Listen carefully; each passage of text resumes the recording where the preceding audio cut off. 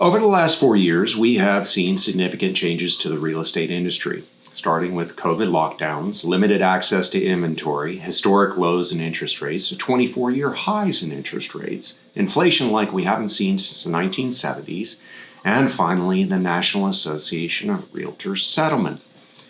Inflation, oil prices, and interest rates are all similarly tied together. In this chart, we can see how these items have moved with each other.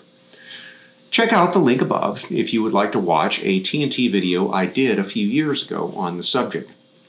Hello, my name is Dennis Maynard. I am a real estate broker in Los Angeles with experience in commercial, development, investment, and good old residential. I wanted to share with you a few key points for the real estate market as it is today. After all, it is not all doom and gloom, nor is it 365 days of sunshine going forward. Let's talk a little bit about this. Oh, and please don't forget to comment, like, subscribe, and follow. As we begin to see more oil being produced in the U.S., oil and commodity prices should eventually fall, leading to lower inflation and interest rates. Here we can see production has finally regained the 2020 peak. However, we are still underproducing current demand levels. This was offset by the Biden administration's use of the SPR, which has not been replenished, nor has refining capacity been expanded. This will not be an easy road. There will be some turbulence in the beginning as markets begin to unwind the last 4 years since the COVID shock. This is largely due to inflation and commodity prices from increased regulation and the printing of U.S. dollars. But let's talk real estate. In the residential market, due to the lack of inventory or homes on the market, we are likely not see a large decline in home prices as homeowners decide to sell. Instead, we'll likely see more of a neutral market, just like we did in the 2000s with rates floating between 5.5% and 6.5%. This will allow for some price adjustment and affordability to come back in line. It will also allow more transactions to happen.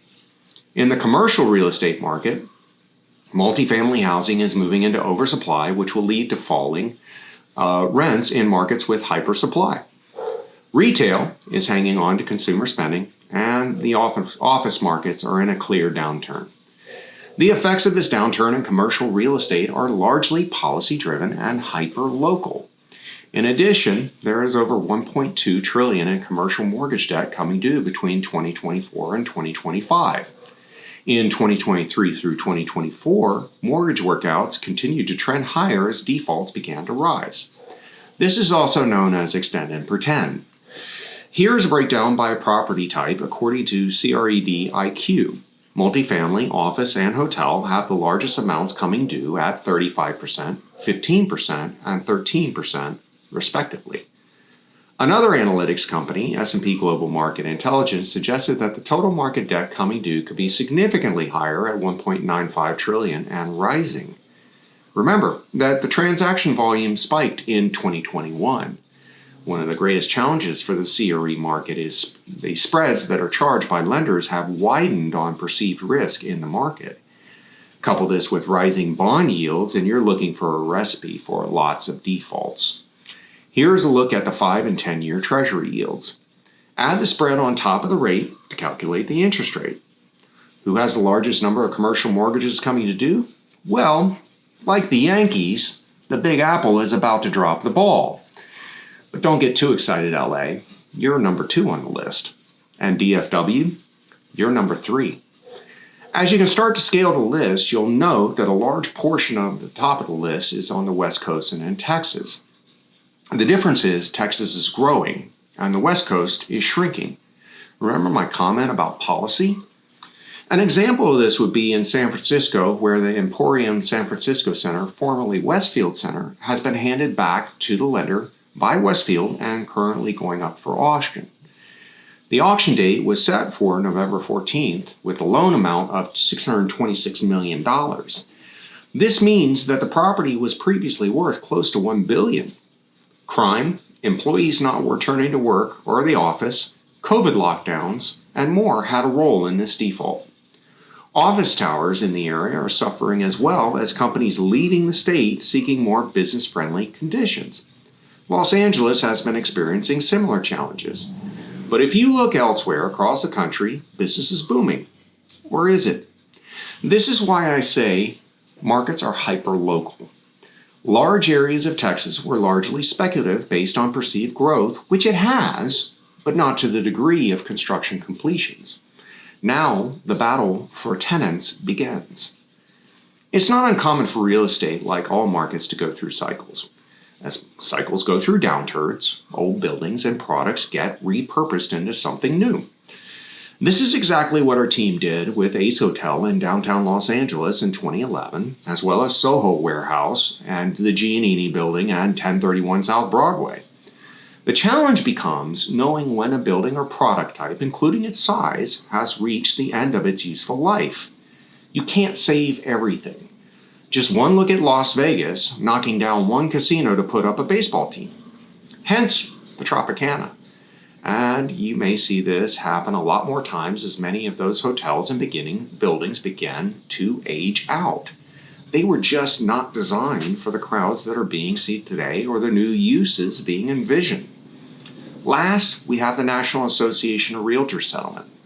I can tell you that many realtors are not happy with NAR about this deal. Now, as a buyer, instead of typing up an offer on a home that you have found, you will need to execute a buyer representation agreement before going to look at homes. Buyer's agents have helped customers find, identify, and close on home purchases for a long time. And the sellers, as a part of the listing agreement, used to include a portion of the fee to compensate buyer's agents. To be clear, many still do.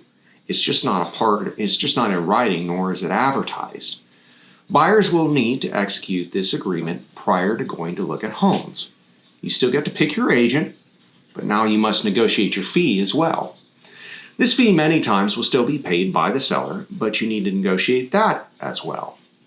But before you think you're going to be cheap or to strike a deal with your new agent, remember that you get what you pay for.